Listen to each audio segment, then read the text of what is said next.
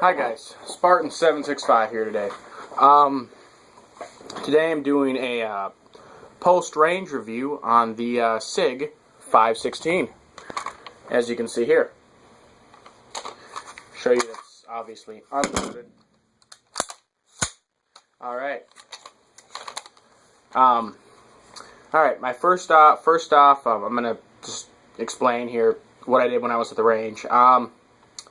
I went to the range. It was an indoor range, you know, because up in Minnesota here, it's fucking 20 below outside. And you know, I've never been really much of a believer in those 300 meter zero targets that you shoot at 25 meters, the ones that the Army uses. I just never really was much of a believer in those. I always thought you should zero your gun at the distance that you were shooting at, like an actual 200 or 300 meter target. But, you know, I did a little bit of research on it and found out there's actually a lot of math that goes into those targets. Those 300 meter zero targets that you shoot at 25 meters with. You can if you want one, you can just go print one off the internet. And they're for the AR-15. You know, I looked on the internet and there's a lot of math that goes into it. It's very precise, and it's actually a really good method for zeroing in your rifle. Like I said before, I never really thought much of them. I didn't really know much about them, didn't really care about them. I thought they were kind of stupid. But when you look at the math that goes into them, you look at, you know, the purpose of them, it will, you know, zero your AR-15 for 300 meters with ideal conditions. Meaning that if your AR-15 hits the target at that 25 meters with that little silhouette that's about the size of this, 25 meters, which is supposed to imitate a silhouette at 300 meters, then you'll hit that silhouette at 300 meters, obviously assuming there's no wind. That's what you do, you zero your gun for ideal conditions. Then if there's wind, you adjust from there. I'm getting an egg hog for this rifle, a 4x32 egg hog. Going to be ordering that here in a couple weeks. But when I was at the range today, I just zeroed the iron sights, the backup iron sights. I mean, this thing was shooting pretty good. If you got any, you know, your 5-shot groups, you know, inside the little circle on the silhouette that was about the size of maybe an Ike dollar, I'm pretty sure that means you qualify marksman or expert or whatever it is, depending on what branch of the service it is. When you qualify, this rifle inside the circle all day after I got it zeroed. The only complaint I have about the SIG 516 is the front sight. I had the sight bottomed out, and it was still shooting, you know, about 2 inches low.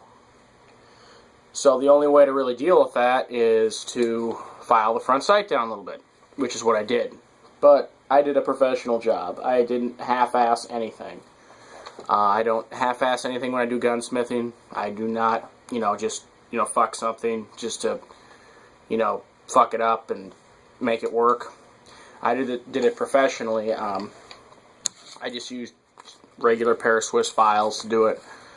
I filed it down until it was shooting about an inch high, and then backed it off a click. So that means that if I choose to use like lighter ammo, like 50 grain or 45 grain. By the way, I was shooting 55 grain NATO ammo, 5.56 NATO. If I choose to use like 50 grain or 45 grain, then I can just adjust that to compensate for that.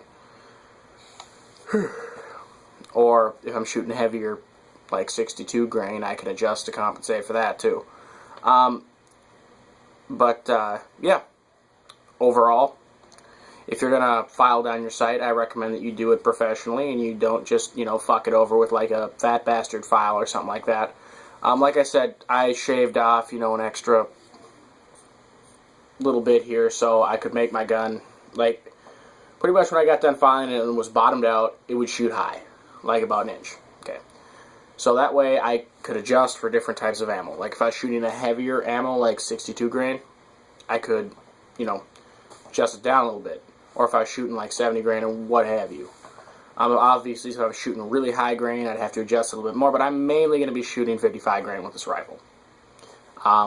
That's pretty much what I'm sticking with, is 55 grain, standard NATO, or 62 grain. But yeah, other than that, the rifle performed flawlessly. This rifle will feed any type of ammo. I did call SIG and ask them, what their biggest complaint was with ammo types, and they said that there were about 5% of their rifles did not feed did not cycle the crappy, cheap-ass Tula ammo that you can buy for $5 a box. My gun, I went out and bought a box, and, well, actually several boxes, a few weeks ago, and went to the range, and it cycled flawlessly. So, I mean, my gun had no problem with that.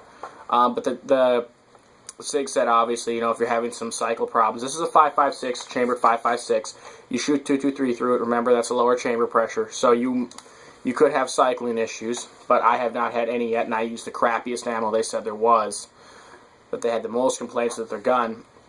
Fired a couple hundred rounds through it, and my gun had zero issues. And even if it did have an issue, or it was failure to eject, you can just switch it to the adverse, and it'll cycle anything. So, yeah. But that's pretty much it. Just post-range review, Sig Sauer 5.16. Fantastic weapon. Short stroke gas piston. Best AR-15 in my opinion. I mean, it's pretty damn close to the Ruger SR 5.56. It's pretty close to the SIG or the H&K 4.16. Personally, I think it's a great rifle to buy. Great choice. Fantastic piston-driven system. You guys got any comments, questions, feel free to send me a message. Spartan765 out.